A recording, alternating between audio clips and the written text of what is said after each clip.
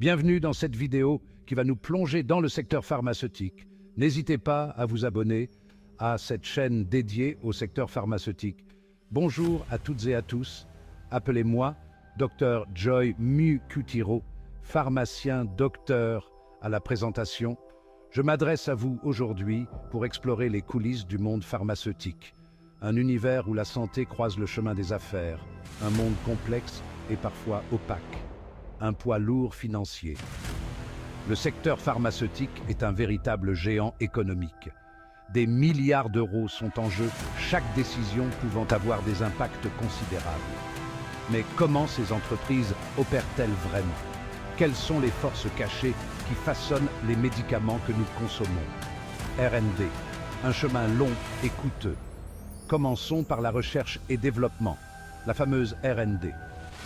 Savez-vous qu'il faut en moyenne 10 à 15 ans pour mettre un nouveau médicament sur le marché?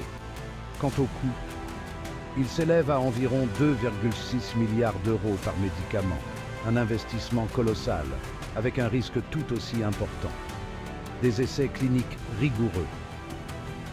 Mais le parcours ne s'arrête pas là. Une fois le médicament développé, il doit subir une batterie d'essais cliniques rigoureux.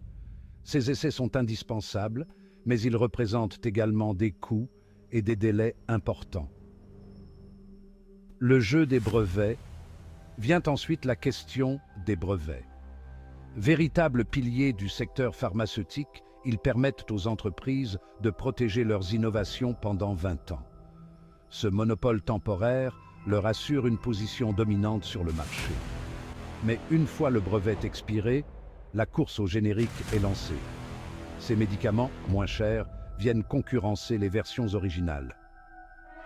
Le poids du marketing. Le marketing joue également un rôle crucial. Des sommes considérables sont investies pour promouvoir les produits auprès des médecins et des patients.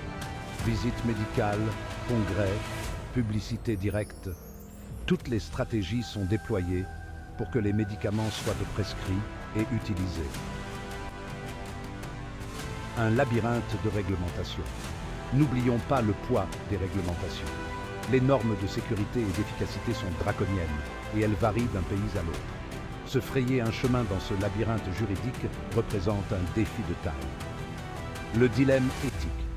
Enfin, il y a la question de l'éthique. Les entreprises pharmaceutiques sont souvent accusées de privilégier le profit par-dessus tout. Mais n'oublions pas que sans elles, de nombreux traitements vitaux n'existeraient pas. Conclusion et appel à l'interaction. Alors, que pensez-vous de tout cela? Le secteur pharmaceutique est-il un mal nécessaire ou un contributeur essentiel à notre santé? N'hésitez pas à partager vos commentaires et vos réflexions ci-dessous. Merci de votre attention, prenez soin de vous et à bientôt.